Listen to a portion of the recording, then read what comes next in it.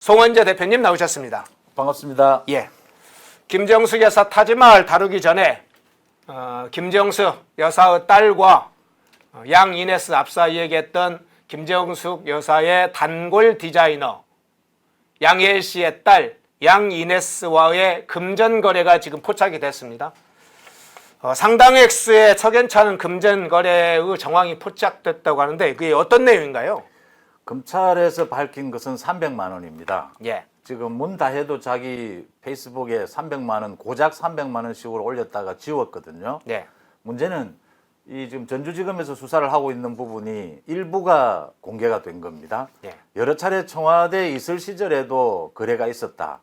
문다혜가 청와대 생활을 한 적도 있습니다. 이게 관심을 끄는 이유는 이 양이네스뿐만이 아니라 유송화까지 춘추관장을 했던 유송화까지 거래가 있었다라는 게 지금 나와 있거든요. 예. 그렇다면 전체 이제 그림이 나오는 것이죠. 이 문다혜 부부가 사업 실패나 뭐 등등으로 해서 좀 어려웠다. 그래서 사위 그 서모 씨 이스타항공 채용도 챙긴 것이다. 특혜를 준 것이다. 라는 것이거든요. 다른 도움은 없었느냐.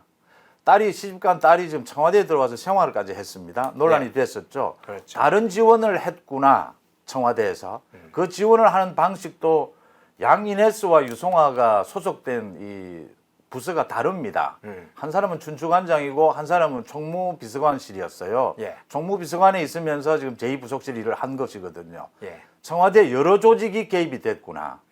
청와대에서 이 홍보수석 쪽과 총무비서관 쪽 전혀 다릅니다. 예. 이게 여러 조직이 개입이 된다라고 하는 것은 비서실장이 조정하지 않으면 안 되는 일이죠. 예. 비서실장 당연히 대통령이 개입이 됐구나. 총체적으로 청와대 조직이 지금 문다혜 지원을 했었구나. 더 중요한 것은 이 돈 거래입니다. 앞으로 구체적으로 드러나게 될 텐데 예. 이창수 전주지검장이 이 수사를 하다가 중앙지검으로 옮겼어요. 발탁이 됐어요. 그렇죠. 발탁이 되면서 정말 문재인 부부, 이재명 마찬가지입니다. 이재명 부부에 대한 수사. 검찰이 할 수 있는 일이 제가 이것까지 첨가를 할게요. 매일같이 이재명, 문재인 쪽은 정치인은 검찰을 공격을 합니다.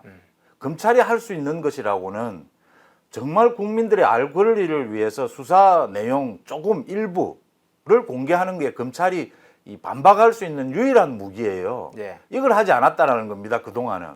이원석 검찰총장은 이재명에게 가전 말, 가짜 뉴스로 공격을 당하고 국기문란하고 있다라는 말까지 들으면서 왜 이런 걸 하지 않았느냐라는 것이죠. 이창수 중앙지검장이 이제 이 부분을 일부 하면서 이게 논란이 된 겁니다. 설마 했는데 청와대가 조직적으로 움직였다라는 게 드러난 겁니다. 그렇군요. 그러면 지금 이 말씀하시는 이 양이네스라는 인물은 어떤 인물인가요?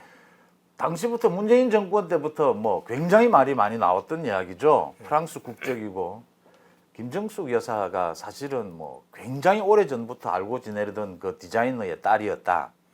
프랑스 국적인 사람이 청와대에 이 채용이 되는 게 굉장히 까다롭습니다. 국적이 다르게 되면. 예. 청와대는 그 정보나 이런 부분들이 있지 않습니까? 어떻게 해서 5년 내내 근무를 합니다. 또 총무비서관실 소속으로 해서 제2부속실로 근무를 하게 되고요. 지금 이야기가 나온 이 인도 타지마을 관광도 같이 가게 됩니다.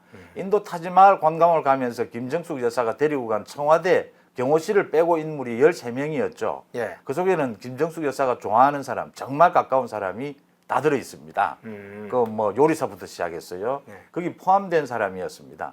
김정숙 여사의 각종 뭐 사치품이라고 하는 명품, 의상, 사치품, 뭐 이런 액세서리 이 많은 것들을 책임졌던 사람, 의전을 책임졌던 사람이 양이네스였을 것이다. 또 양이네스가 관봉권이라고 하죠. 항공에서 간 나온 그 돈을 쓴 것도 포착이 됐습니다. 그 특활비거든요. 청와대 특활비가 들어갈 때 그 돈으로 들어가게 됩니다. 그래서 청와대 특활비를 쓴 것이 아니냐라는 의혹까지 지금 받고 있는 게 양이네스입니다. 예. 그러면 당시에 이 양이네스가 논란이 좀 됐지 않습니까? 2022년도 4월에 최초로 이제 이 사실이 알려진 걸로 저는 기억하는데 네. 당시에도 프랑스 국적의 인물이 어떻게 대한민국 그것도 청와대에 들어갈 수 있느냐 해서 그때 국가공무원법 위반, 뭐 특혜 채용 논란, 그리고 국가안보실을 다루거나 안보 문제를 다루거나 대통령과 영부인의 일정을 다루는 그곳에 어떻게 들어갈 수 있었느냐, 총무비서관실이 어떻게 채용이 됐느냐, 여러 가지 이제 논란이 됐었는데 이거야말로 진짜 국정농단이라고 볼 수 있겠는데요. 이것도 그렇고 앞서 지금 말씀 주신 지금 타지마할과 관련된 거나 돈거래 문제라든가 이런 것을 쭉 추적해 보면 총무비서관실, 제2부속실, 그다음에 뭐 홍보비서관실 산하에 있는 춘추관실, 결국은 대통령 비서실장, 여기에다가 인사수석실까지 감안하면 이게 국정농단이라고 볼 수 있겠네요. 양 이네스 채용은 예. 특별한 힘이 작용하지 않고서는 불가능한 일이죠. 외국 경우에 이제 김정숙이 특별히 요청을 했을 경우에 예. 대통령의 지시가 있지 않고서는 이런 식의 채용은 불가능합니다. 이게 전체 조사를 하면요. 또 정보 관계, 이 보안 부분에 있어서도요.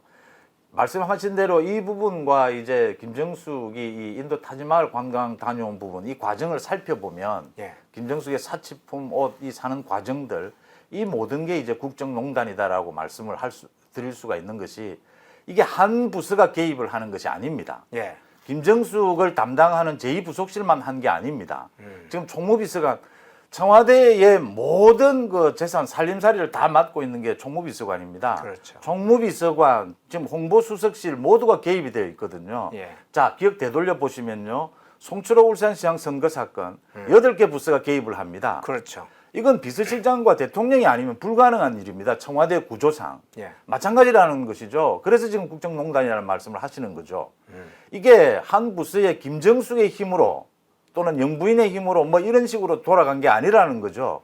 대통령이 다 알고 있는 상황에서, 임종석이나 문재인이 다 알고 있는 상황에서 전체가 지금 여기에 개입을 했다라는 겁니다. 그래서 국정농단이고, 이건 이 수사는 대규모 엄청나게 일어나는 것이어야 합니다. 지금 일사항공이 전북에 있으니까 전주지검에서 해야 되느냐, 이 사건을 이송해야 되느냐, 되돌려 보시면요. 이 송철호 울산시장 선거 사건을 울산지검에서 수사를 했습니다. 그렇죠. 윤석열 검찰총장이 취임하자마자 거의 첫 지시였어요. 이걸 도대체 어떻게 울산지검에서 수사할 수 있단 말이냐. 전부 청와대가 개입이 되어 있는 것인데 중앙지검으로 옮겼거든요. 예. 마찬가지입니다. 이거 바로 옮겨야 하고요. 예. 이 수사의 양은 방대할 겁니다. 그렇군요. 지금 김정숙 여사의 고급 의상과 폐물, 뭐 옷과 장신구라고도 부르죠. 고급 의상과 폐물이 지금 논란이 되고 있고, 그 딸의 돈거래, 문다혜 씨와 양 이네스의 돈거래, 말씀하신 유송화 전 춘추관장과의 돈거래도 있었다는 것도 검찰이 포착됐다고 그러죠. 앞서 얘기했던 것처럼 그 옷값 과정에서, 확인하는 과정에서 한국은행 관봉권이 지급된 사실이 확인이 됐습니다. 그러면 총무비서관실은 실제로 청와대 예산, 그중에 예산 전체 예산뿐만 아니라 특수활동비를 담당하는 곳이기 때문에 더 논란이 커질 수밖에 없는데요. 이런 논란이 벌어지면서 문재인 대통령이 퇴임 직전에 이 특수활동비 관련된 내용이 담긴 대통령 기록물을 그 특수활동비 내용을 대통령 기록물로 지정해서 봉인해 버렸습니다. 그러면 결국은 이것도 검찰이 손을 대야 되겠네요. 당연한 기본 절차입니다. 예. 중앙지검에 지금 고발 조치가 되어 있죠. 예. 중앙지검에서 들여다보고 있다라고 말한 지 뭐 수개월입니다. 제일 첫 작업이 압수수색 영장이죠. 대통령 기록물을 들여다봐야 하지 않겠습니까? 이거 3, 4, 5년 전부터 이야기 다 모두 나왔던 겁니다. 어제 당시에 문재인 정부 때 그 총무비서관이 인터뷰를 했더만요. 예. 야, 이런 것 가지고 문제 삼느냐. 이거 국정농단인 이유가요. 지금 전부 돈이 흘러나간 것입니다. 총무비서관 사인 없이는 못 나가는 것이죠. 특활비 이야기까지 나오게 되면요. 이게 지금 국정원을 통해서 청와대로 나간 것인데, 박근혜 전 대통령 때 이야기 다 나왔던 부분입니다. 그렇죠. 국회까지 이 특활비가 옵니다. 국회의장까지요. 그래서 국회의장실에서는 뭐 이거 건드리지 않겠다 이런 이야기까지 나왔는데, 민주당 쪽 이야기입니다. 유인태가 한 이야기죠. 당시에 사무총장이. 무슨 이 특활비를 거론하느냐라고 하는데, 돈이 이런 식으로 흘러 들어갔고요. 또 네. 조금 이따 말씀을 드리지만, 대한민국의 영부인이 관광을 위해서 대통령 전용기를 타고 혼자서 단독으로 외국을 갔다 온 일은 우리 헌정사에 처음 있는 일입니다. 이게 지금 뭐 이런 사소한 일로 거론하느냐라고 할 이야기입니까? 예. 네. 지금 이 국정농단 사태는 대통령 기록물까지도 수사를 해야 된다. 이제 거기까지 했는데 전용기 문제로 좀 넘어가고 지금 인도 타지마을 문제로 넘어가 보겠습니다. 지난해 12월 국민의힘 소속 이종배 서울시의원이 이 옷감 문제와 더불어서 대통령 전용기를 타고 인도 타지마을 유유를 한 김정숙 여사를 횡령, 배임, 직권남용 혐의로 검찰에 고발했습니다. 현재 이 사안 검찰에 수사 중입니까? 수사를 하지 않고 있었죠. 수사를 해야 되는 부분을 고발까지 됐는데 그래서 서울중앙지검이 그동안 검찰총장이 뭐 하고 있었느냐는 이야기가 나오는 대목입니다. 네. 이 수사를 도대체 누가 맡고 있었느냐라는 걸 따져봐야 하고요. 이 이야기가 뭐 몇 년 전에도 나왔었죠. 나올 때마다 많은 사람들이 궁금해하는 것이 네. 인도 타지마을을 왜 갔으며 인도의 허황우 축제가 뭐며 그 공원 기공식이 뭐냐라고 이야기를 해요. 30년 전에 경남 김해시에서 저보고 취재를 해달라고 해서 제가 가니까 무슨 일이 있었냐면요. 인도의 한 지역의 여고등학생, 여대학생을 초청을 해서 간단한 행사를 시작을 했어요. 그게 허황우 기념 행사였습니다. 김해가 과거에 금관가야 시절에 김수로 왕의 부인이 허황우가 인도에서 왔다라는 설화가 있어요. 그걸 바탕으로 해서 지방자치제가 되고 난 다음에 이 행사를 시작한 겁니다. 이게 발전해서 이제 30년 가까이 된 거죠. 예. 문재인 정권이 들어섰습니다. 김해시에서 문재인 정권 100대 사업으로 이걸 넣습니다. 김해 가야 복원 사업을요. 자, 김해 가야 복원 사업에 대통령이 관심이 있다는 건 큰 문제죠. 김해는 봉하마을이 있습니다. 네. 김정숙이 이 사실을 모두 알고 있었던 것이죠. 타지마을 관광을 가기 위해서 이걸 활용할 수 있다는 걸 알고 있었던 겁니다. 이거 지금 아까 말씀하신 대로 문체부 자료, 김해시 자료 공개하면 다 드러납니다. 김해시에는 오래전부터 몇 년 전부터 이 기공식이라는 걸 거기에 그 축제도 있어요. 지방축제. 사실은 인도에서 뭐 허황우에 대해서는 관심 없습니다. 그런데 이 축제라는 걸 이용해서 기공식 거기에 있던 지금 공원을 이름을 좀 바꾸는 겁니다.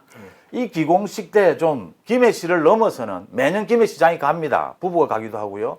넘어서는 문체부 누가 좀 와줬으면 좋겠다. 김해도 원하고 인도도 원하죠.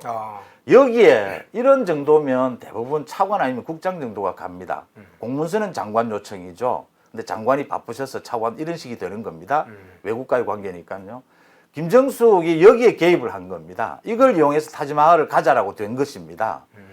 이 김정숙이 가서 한 행사를 보면요. 총리를 만나고 하는데 이거 전혀 외교에 아무 관계가 없는 것이고요. 인도에서도 영부인이 오면요. 저희들이 그 대통령 이 순방에 취재도 가보지 않습니까?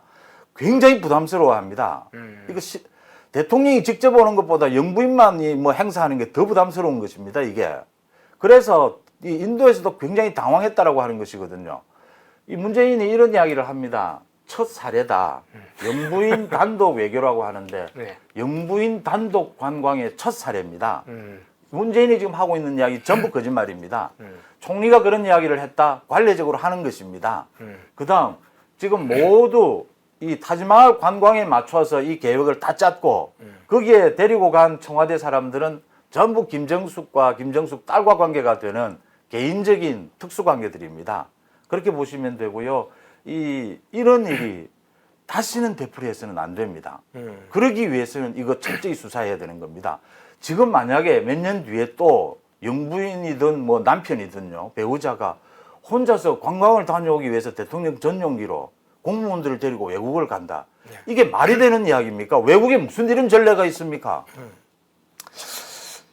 대통령 전용기를 이용했다는 것만으로도 이제 경호처법 위반이 될 수 있는 사안이라고 보이는데, 자, 문재인이 첫 외교가 아니라 첫 단독 외교라 이렇게 이 얘기를 했어요. 그러니까 뭐 회고록 내용에 이렇게 보면 최정권 전 외교부 1차관이 따지고 보면 우리나라 영부인의 첫 외교로 기록될 것이라고. 자, 문재인은 첫 외교가 아니라 첫 단독 외교라 이렇게 얘기했는데, 지금 여기 한번 스크린 다시 한번 보여주시겠습니까? 요 스크린, 요 사진 한번 볼까요?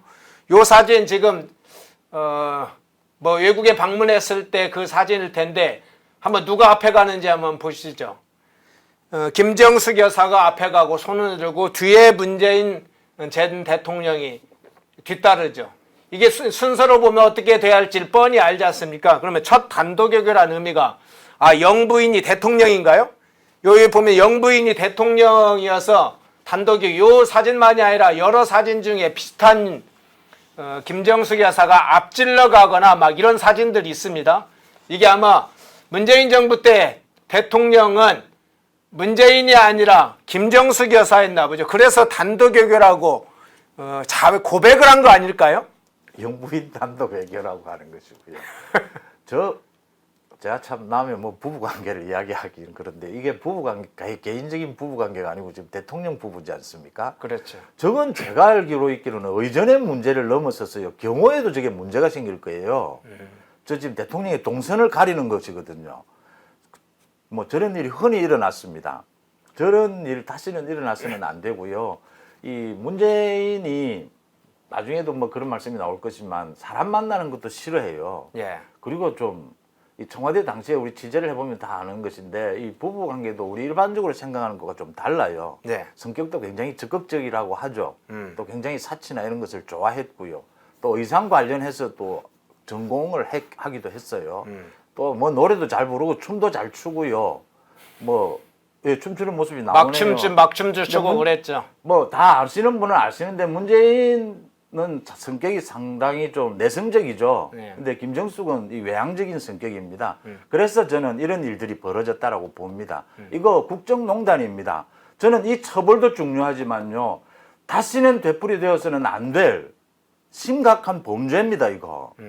어떻게 해서 대통령의 배우자가 자기 마음대로 저런 식으로 행동을 할 수가 있습니까?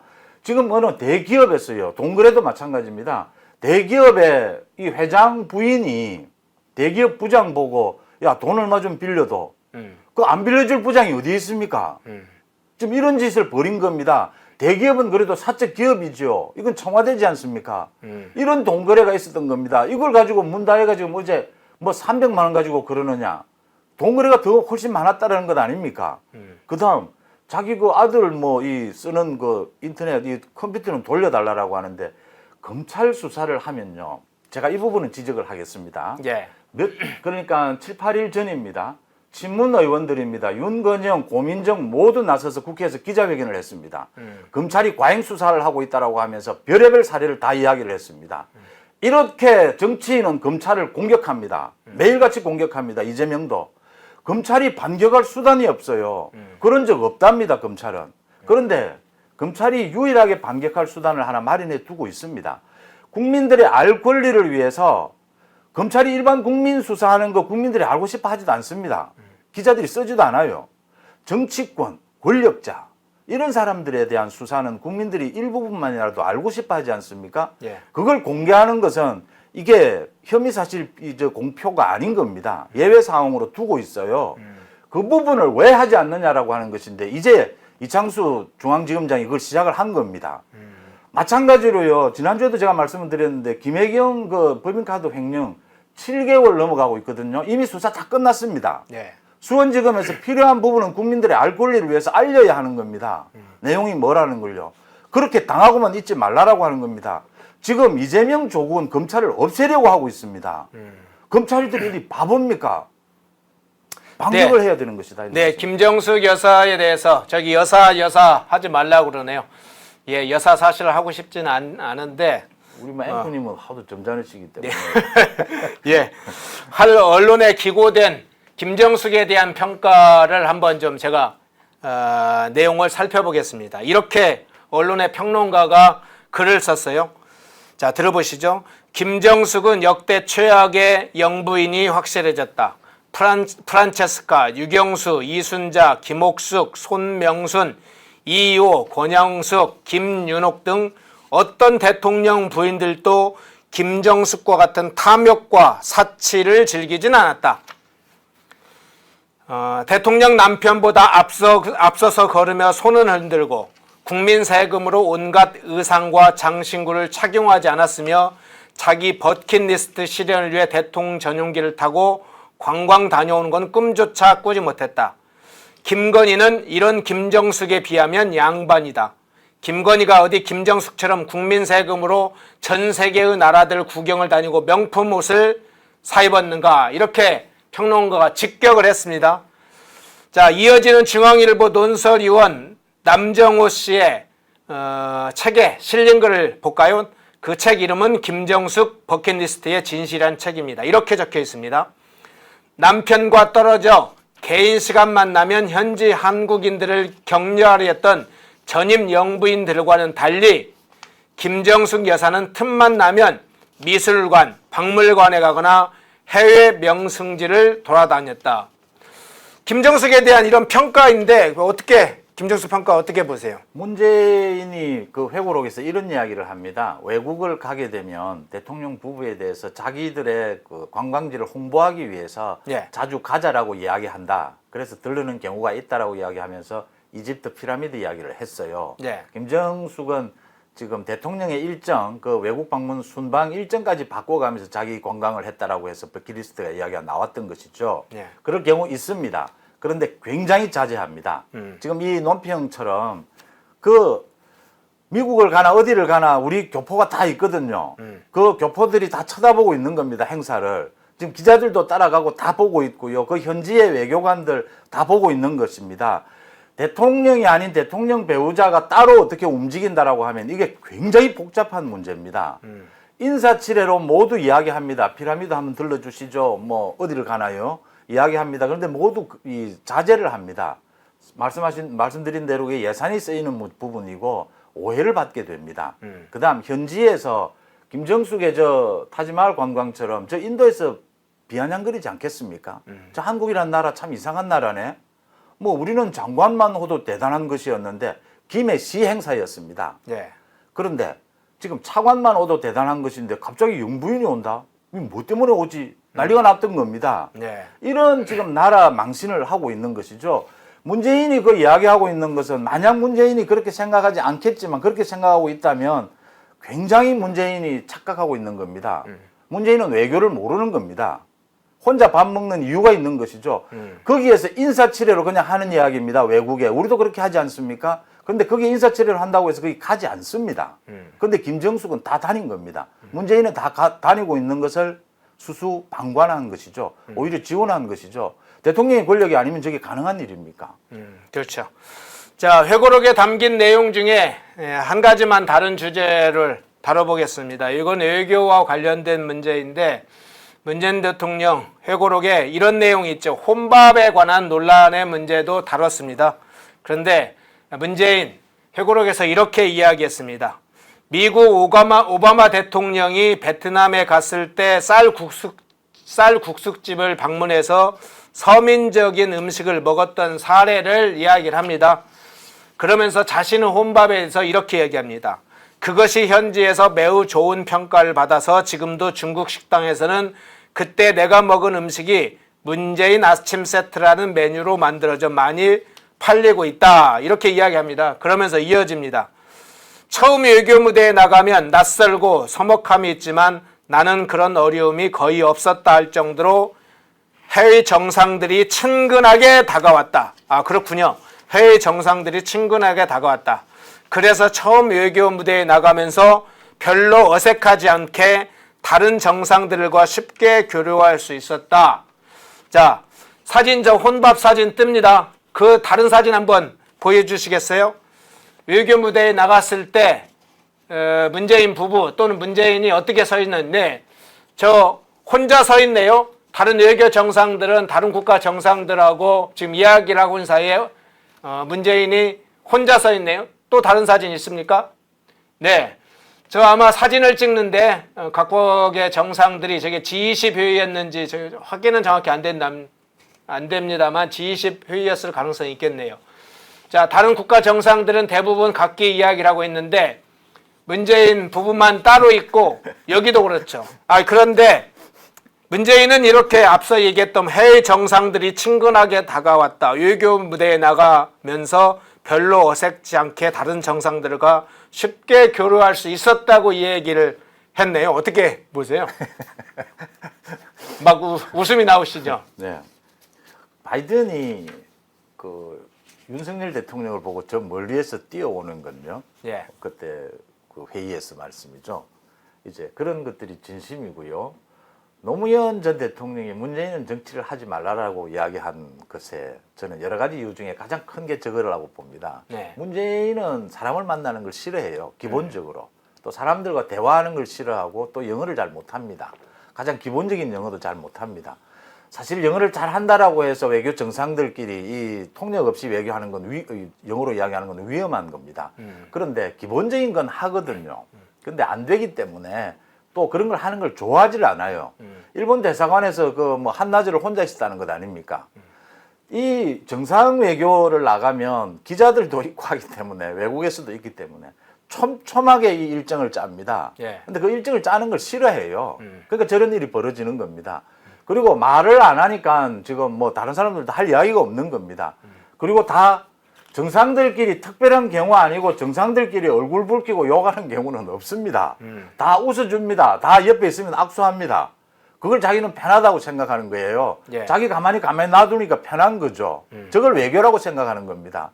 어제 뭐 또 그 이야기를 하던데 민주당 쪽에서 문재인 정권의 외교적 성과를 질투해서 지금 그런 소리를 하느냐라고 하는데 뭐 질투 안 합니다. 질투 안 하고요. 외교나 이런 사람들의 관계는 문제가 있었다라는 것이 저 준비도 그러니까 저렇게 되면요 외무부에서 준비를 할 때부터 이제 대통령의 일정을 저런 식으로 짜게 되는 겁니다. 예. 싫어하기 때문에요. 그 금방 눈치채지 않습니까? 그렇게 짜고 간 것이고 외톨이가 됐던 것이죠. 제일 인상적인 것은 보시면요 그 바이든이 멀리에서부터 다른 정상들 다 젖히고 윤 대통령에게 뛰어와서 인사를 하는 것은 반갑고 하고 싶고 공감하고 할 이야기가 있다라는 의미거든요. 예. 그런 소통은 전혀 안 됐다라고 하는 것이죠. 네. 자, 한 여론조사 보겠습니다. 17일에 이너텍 시스템즈라는 여론조사 기관이 여론조사를 했는데 그 결과가 어떻게 나왔냐면 여론조사 내용은 이겁니다. 삼김 여사 특검에 찬성하느냐. 삼김 누군지 알겠죠? 김건희, 김정숙, 김혜경 이 세 명을 갖춰서 김건희 여사 그리고 나머지 김정숙, 김혜경까지 포함한 삼김 여사 특검에 찬성하느냐 이렇게 이제 여론조사를 물었는데 찬성이 63.9%, 그 중에 적극층이 46.9%입니다. 거의 절반이 적극층이고 전체 찬성은 64% 정도, 63.9%, 반대가 28.2%. 이건 좌파, 우파, 뭐 중도층을 다 떠나서 대다수가 이 삼김 여사 특검을 찬성하는 것으로 나왔는데 삼김 특검, 삼김 여사 특검 문제 어떻게 보시는지 그리고 검찰이 지금 수사를 진행 중이라고 지금 알려지고 있는데 이 문제와는 어떻게 좀 곁들여서 해결할 수 있다고 보세요? 먼저 여사 호칭 좀 쓰지 말랍니다.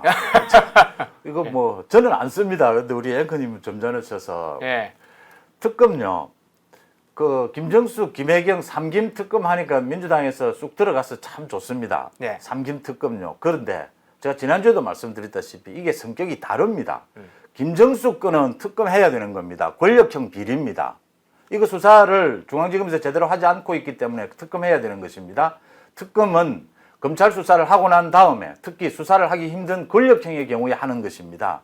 김정숙은 특검이 필요하고요. 김혜경은 특검 필요 없습니다. 지금 수원지검에서 수사 다 했습니다. 다 끝났습니다. 소환해서 기소하면 됩니다. 필요하면 구속영장 치면 되는 것입니다. 예. 그 다음 제가 성격을 좀 분리해 드리는 겁니다. 지금 이 우리 갑자기 생각이 안 나. 이거 김건희요? 네, 김건희 여사의 경우에는 네. 권력형과는 관계가 없습니다. 주가 조작 뭐 이야기를 하는데 이건 윤 대통령과 결혼하기 전의 일입니다.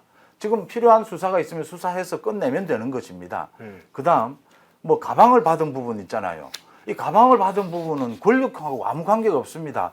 개인적인 관계라고 해서 자기들은 취재 왔다 그러더만요. 이번 검찰 수사에서는. 예. 그게 무슨 취재인지 저는 제가 40년 가까이 기자 생활을 하는데 저는 그렇게 300만 원짜리 가방 들고 가서 취재해 본 적은 없습니다.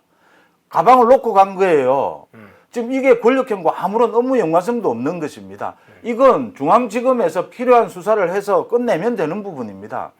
특검 하도 지금 민주당에서 묻지마 특검을 떠드니까 이제 삼김여사 특검으로 이 반격을 한 것인데 세 사람의 성격은 이렇게 다르다라는 부분을 제가 지적해 둡니다. 네, 김정숙 특검이 필요하다. 나머지 부분은 검찰의 수사 대상이 된다면 수사하면 된다. 삼김 여사 특검이 왜 나왔는지는 사실은 알고는 있죠. 그런데 실제는 좀 구분해서 김정숙 특검을 해야 된다. 이렇게 이제 정리를 해주셨는데요. 모두가 숨죽이고 침묵하던 시절, 펜앤마이크는 앞장서 자유와 민주를 외쳤습니다. 자유파 정권 탄생을 위해 싸웠습니다. 2024년에도 펜앤마이크는 쉼없이 달려갑니다. 민주주의 체제수호의 선봉이 되겠습니다. 왜곡된 대한민국 역사를 바로 세우겠습니다. 2024년에도 펜앤마이크를 응원해 주십시오.